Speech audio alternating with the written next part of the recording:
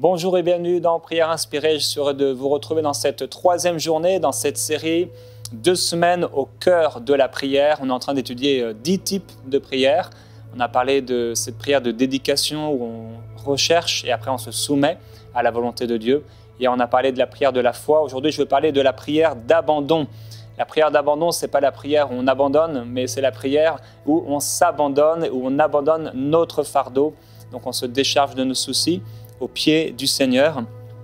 Et ensemble, on va aller dans 1 Pierre au chapitre 5 et au verset 7, où il est écrit « Déchargez-vous sur lui de tous vos soucis, car il prend soin de vous. » Déchargez-vous sur lui de tous vos soucis, parce que Dieu prend soin de vous.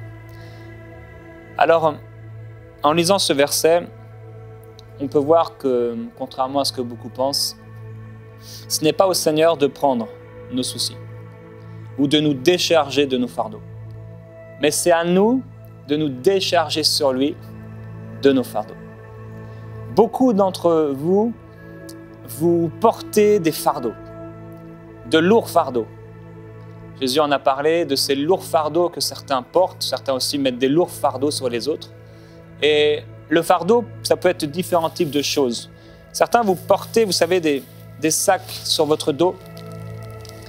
Et dans votre vie avec Dieu, constamment, dans vos rapports avec les autres, à votre travail si vous en avez un, à la maison, vos pensées sont vraiment chargées. La Bible parlera même de pensées, de fardeaux inutiles. Quelqu'un qui est chargé dans ses pensées de fardeaux inutiles, c'est quelqu'un qui va les transporter constamment avec lui partout où il va. Pour lui, ça va être difficile de pouvoir penser convenablement, difficile de faire cette prière de la foi dont on a parlé hier, difficile de se soumettre à la volonté de Dieu parce qu'il est constamment avec un fardeau qu'il porte. Ce fardeau, ça peut être plusieurs choses. Ce fardeau, il peut s'appeler colère, il peut s'appeler tristesse, il peut s'appeler peur, il peut s'appeler haine, il peut s'appeler rejet, il peut s'appeler découragement. Quel que soit le fardeau qu'on a, il faut, on en a parlé un peu hier, prendre une décision. Dans ce troisième type de prière qu'on commence à étudier aujourd'hui, la prière d'abandon, c'est le fait de se décharger de ses soucis au pied du Seigneur. On doit prendre la décision que si j'ai un fardeau, je refuse que ce fardeau reste dans ma vie. Je choisis la foi et je médite la parole de Dieu. Déchargez-vous sur lui de tous vos fardeaux, de tous vos soucis, car il prend soin de vous. Beaucoup, lorsqu'ils arrivent avec un fardeau, ils sont chargés dans la prière et ils arrivent auprès du Seigneur dans la prière, chargés avec leur fardeau. Ils font non pas la prière d'abandon où ils se déchargent de leurs soucis, mais on dirait plutôt qu'ils font la prière d'abandon de leur foi. Ils ne sont pas en train de s'abandonner entre les mains du Seigneur et de se décharger sur lui, mais ils sont en train des fois de se plaindre. Ils sont en train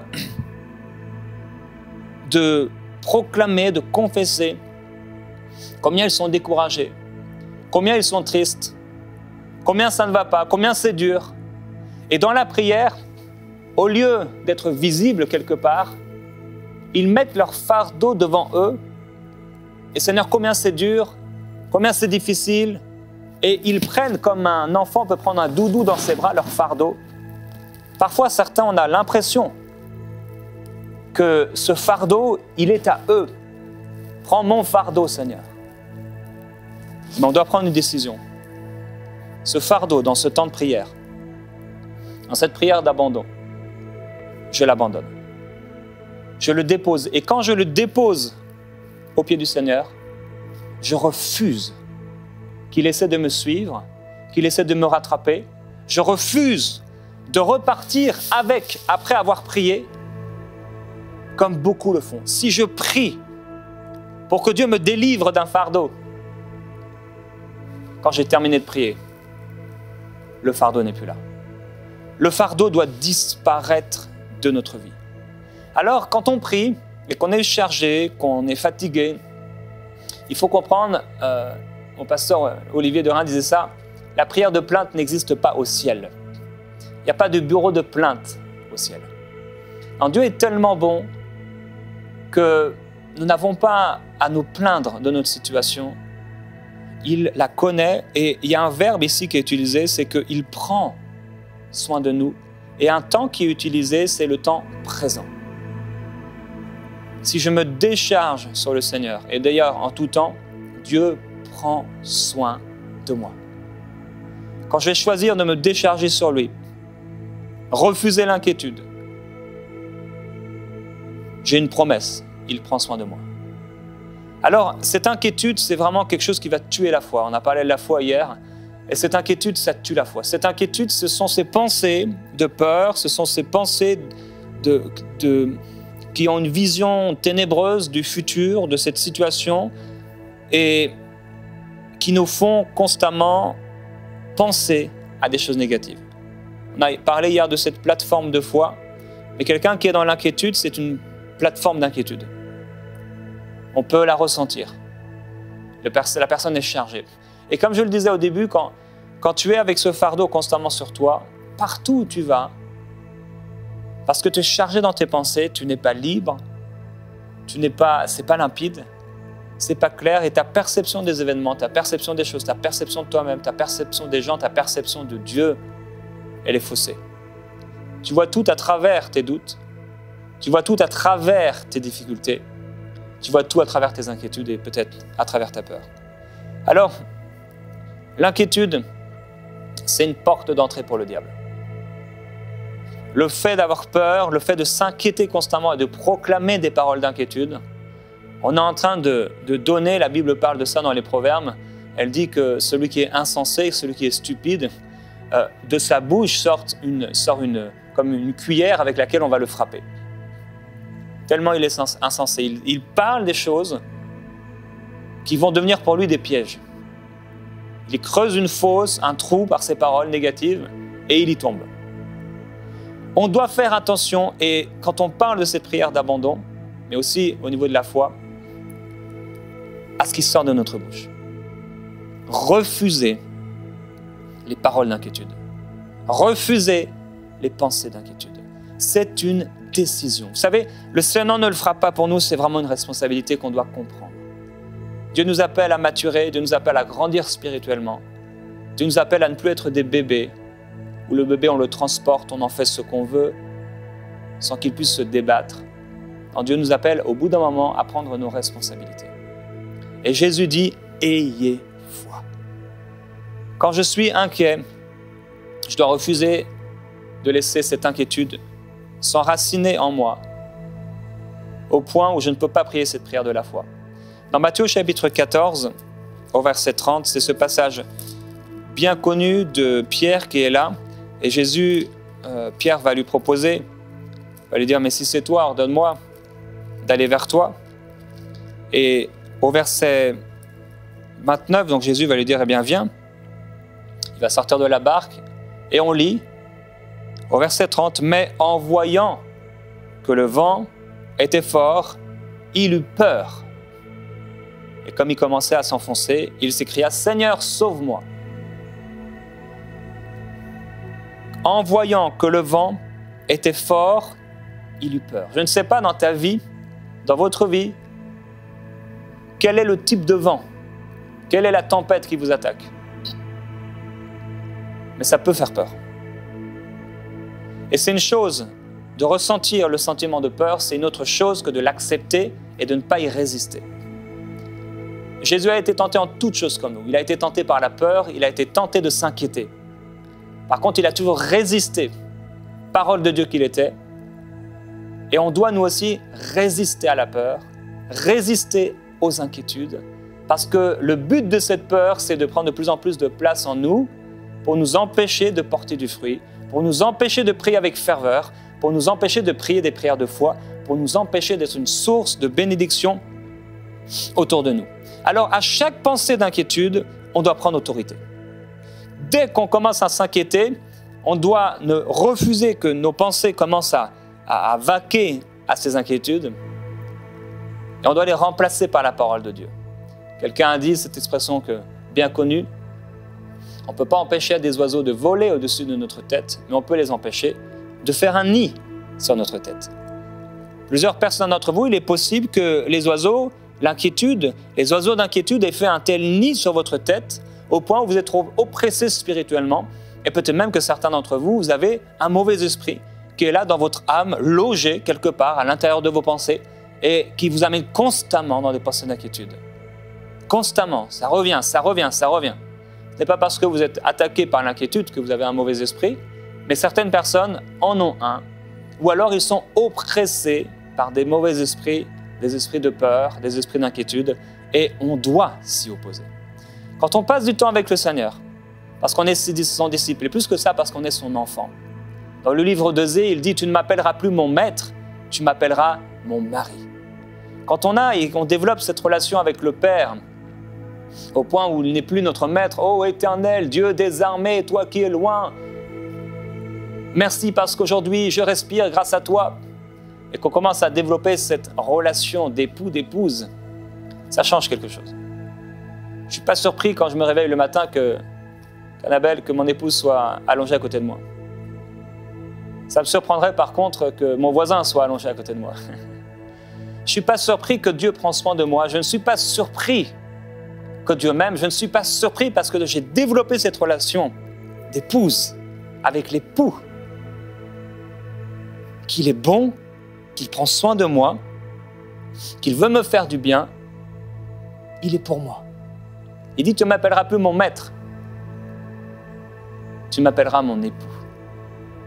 Et c'est pourquoi je ne suis pas surpris quand je vais mal et que je me décharge bibliquement comme il le faut à ses pieds. Quand j'ai terminé de prier, la paix de Dieu est sur moi. Quelqu'un qui se décharge de ses fardeaux aux pieds du Seigneur, il en ressort en paix. Donc on est entouré d'un monde, on est dans un monde, le monde il gît tout entier dans la puissance du malin. Il y a aussi des pensées qui sont là et des pensées qui sont contraires à la pensée de Dieu et qui sont là et qui attaquent la parole de Dieu en nous, qui sont là pour nous empêcher de porter du fruit. Dans Philippiens au chapitre 4, verset 6, « Ne vous inquiétez de rien, mais en toute chose, par la prière et la supplication, avec des actions de grâce, faites connaître à Dieu vos demandes, et la paix de Dieu, qui surpasse toute intelligence, gardera vos cœurs et vos pensées en Jésus-Christ. » Quand je développe cette relation avec Dieu, qui n'est plus seulement l'éternel Dieu, l'éternel des armées, un Dieu lointain, qui n'est plus seulement mon maître, mais qui est mon ami précieux, qui est mon époux, je développe ça à travers une communion, une relation intime, personnelle, des temps que je passe avec le Seigneur, dans sa présence, dans son amour. Je commence à être convaincu de son amour pour moi. Et je commence à me blottir dans ses bras et dans son amour. Ma confiance en son amour se développe, grandit, parce que notre confiance dans son amour peut grandir, est appelée à grandir, au point où je sais que ce fardeau que j'ai cette inquiétude peut-être, j'ai cette peur, j'ai cette tristesse, j'ai cette souffrance, mais je sais qu'au moment où je vais en parler au Seigneur Jésus-Christ, et que ce ne sera pas des prières de murmure ou des prières où je vais abandonner, ce n'est pas ce type d'abandon, ce n'est pas moi qui vais abandonner, c'est ce fardeau que je vais abandonner à Dieu. Alors je sais qu'à partir de ce moment-là, la paix de Dieu va venir sur moi. Pas plus tard qu'hier, il y a eu des discussions et une situation qui est arrivée à un frère, à une sœur, une situation difficile, et dans la même journée, une autre situation avec un autre frère. Et quand on est chargé, on peut avoir beaucoup trop d'informations dans nos pensées. Quand tu as beaucoup trop d'informations, c'est qu'en fait, j'ai réalisé en fonctionnant avec ma nature spirituelle, à comprendre que parfois, notre âme, elle est comme un vase. Et des fois, il m'est arrivé où je sentais trop d'informations, trop de choses. Donc ça veut dire que je commençais à porter des éléments d'information, des choses dans mon âme. qui n'avaient pas leur place là. Par exemple, si quelqu'un te dit qu'un frère est mort hier, c'est une information que tu reçois. Ça peut créer dans tes pensées, dans ton âme, de la tristesse, peut-être des questionnements, etc. C'est quelque chose qui est là dans ton âme. Tu te réveilles le lendemain matin et tu apprends une autre nouvelle. Tu te lèves de ton lit et tu commences à regarder sur les réseaux sociaux ou sur les journaux et tu vois qu'il s'est passé tel et tel événement, qu'un père a fait ceci, etc. Des mauvaises nouvelles. Tu es en train de remplir ton âme. Tu vas arriver dans la prière, ça va être tellement difficile de pouvoir louer Dieu et tu vas être surpris de ne pas ressentir la présence de Dieu. Pourquoi? Tu t'es nourri, tu as entendu, c'est vrai, on peut entendre, mais maintenant on doit déposer ça au pied du Seigneur. Il m'est arrivé de sentir que j'avais trop d'informations. Et des fois même de sentir ça et je ne savais pas pourquoi. Et je réfléchissais, mais pourquoi j'ai l'impression d'avoir dans ma tête des informations? Il y a quelque chose. Et je me disais, ah voilà, j'ai entendu cette parole. Peut-être il y a 1 heure. Il s'est passé tel événement, il y a 3 heures. Et là, je refuse que cette chose reste dans mon âme pour qu'elle soit vide de choses ténébreuses et remplie de la présence de Jésus. L'inquiétude, il faut résister à l'inquiétude. Comme on pourrait résister à un mauvais esprit, on refuse l'inquiétude. On refuse de rester avec un fardeau comme ça. Et ce fardeau, il y a 2 choses. Si on dépose ce fardeau au pied du Seigneur, mais que ce fardeau est encore vivant, ça peut être difficile. Il y a 2 choses à faire par rapport à ce fardeau. Bien sûr, et résister, mais maintenant qu'il est là, je vais déjà moi-même, par mes paroles, ma proclamation de foi, résister à ce fardeau. Alors, je frappe ce fardeau. Je résiste à ce fardeau. Ce fardeau est un ennemi, je ne le refuse dans ma vie. Je ne veux pas être une personne tourmentée. Non, je suis une personne de paix. Je suis une personne de foi. Je suis une personne de joie. La joie du Seigneur est ma force. Alors si je me lève et je suis triste, je refuse cette tristesse. Non, ça ne fait pas partie de moi. Et si vous avez été tourmenté, si vous avez vécu dans la tristesse pendant des années, maintenant ça doit terminer. Ce cycle infernal, ce cycle régulier, constant dans votre vie de tristesse, vous vous réveillez, dès qu'il ne fait pas beau dehors, vous êtes constamment triste. C'est un esprit de dépression qui doit quitter votre vie.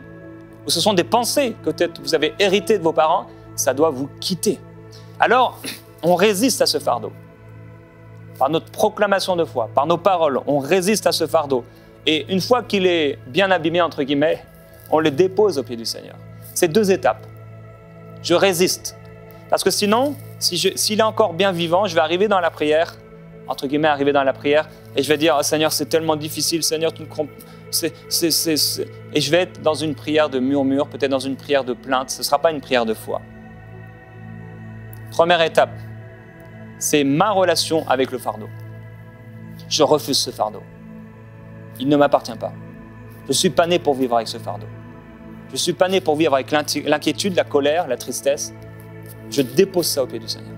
2e étape, je le fais. Alors que j'ai décidé de le déposer, je le fais. Dans la prière, Seigneur, tu sais ce qu'il y a dans mon cœur. Cette relation avec cette personne, cette dispute qu'il y a eu, cette souffrance physique, je te le donne. J'ai confiance en toi. Tu le prends, Seigneur. On montre notre situation au Seigneur et on donne notre fardeau au Seigneur une fois pour toutes. On ne le reprend plus après. 2 étapes importantes.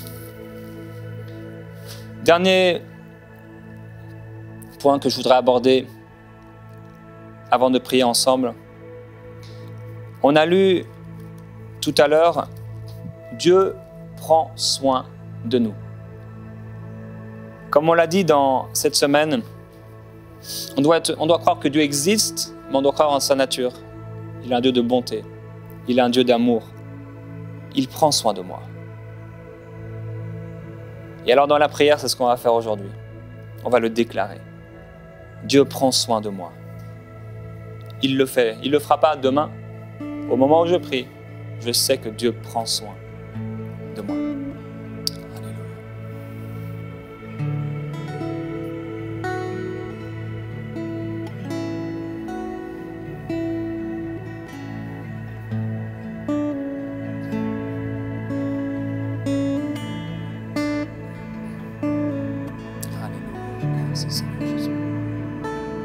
quel que soit ton fardeau. Il est trop lourd à porter. Même si c'est 1 gramme, tu n'as pas à le porter. Et dans ce temps de prière, je voudrais vous encourager. Des fois, on ne réalise pas qu'on porte un fardeau. Serviteur de Dieu, servante de Dieu, vous qui aimez le Seigneur, des fois on porte des fardeaux sur nous. La pression du ministère, la pression, entre guillemets, de vouloir être agréable à Dieu, une pression religieuse. Et ça crée de la pression sur nous. Dimanche, dans notre église, l'amour de Dieu est venu sur moi pendant un chant, c'était merveilleux. Je pleurais dans sa présence.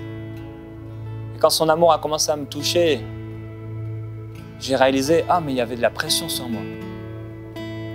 Je ne savais pas. On peut tous avoir des pressions qui viennent sur nous. Parce qu'on veut voir le réveil, on veut voir la gloire de Dieu, on veut porter du fruit. Et au bout d'un moment, on commence à faire au lieu d'être ou de le laisser être. Aujourd'hui, le Seigneur va prendre ton fardeau pendant que tu le lui donnes. Et je t'invite à prier maintenant par rapport à ça. Prendre une décision radicale de refuser l'inquiétude dans ta vie. Prendre une décision de développer une plateforme de foi dans ta vie. Prendre une décision de ne plus avoir des paroles de malédiction. De refuser de t'inquiéter. Et ensuite, de déposer ça au pied du Seigneur. Il connaît.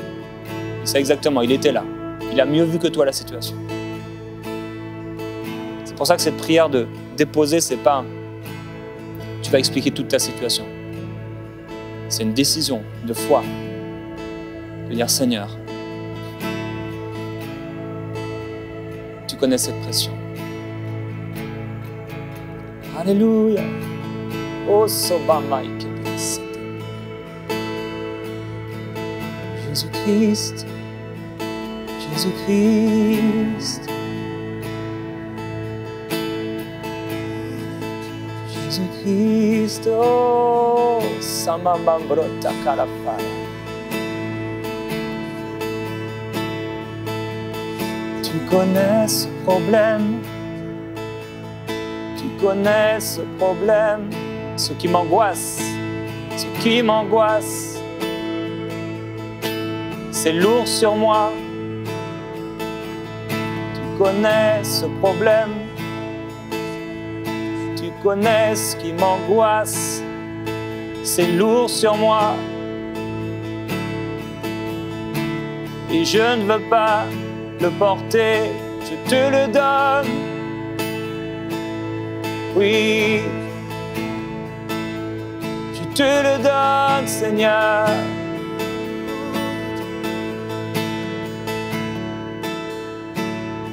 Je te le donne, oh, je te le donne, Seigneur. Donne-le-lui en ce moment. Tu connais ce fardeau, tu connais ce péché, tu connais cette angoisse et cette difficulté. Je te le donne, oh, je te le donne,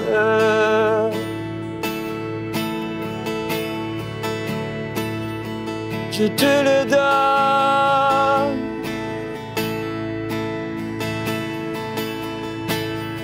je te le donne.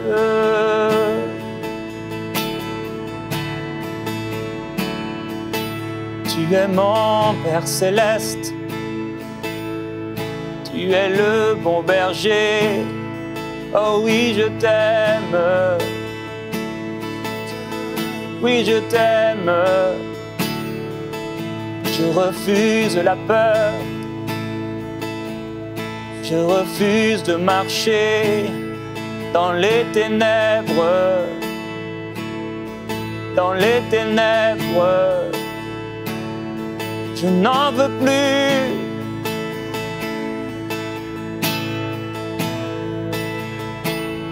Je n'en veux plus, Seigneur.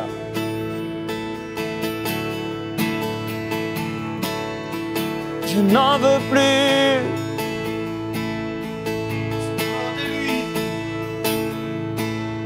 Je n'en veux plus, Seigneur.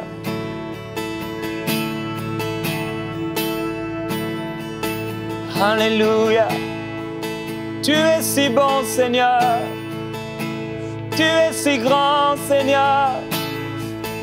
Et mon cœur veut redire combien tu es bon. Et mon âme resplendir de ta gloire. L'esprit de vérité me dirige. L'esprit de paix et de victoire habite en moi.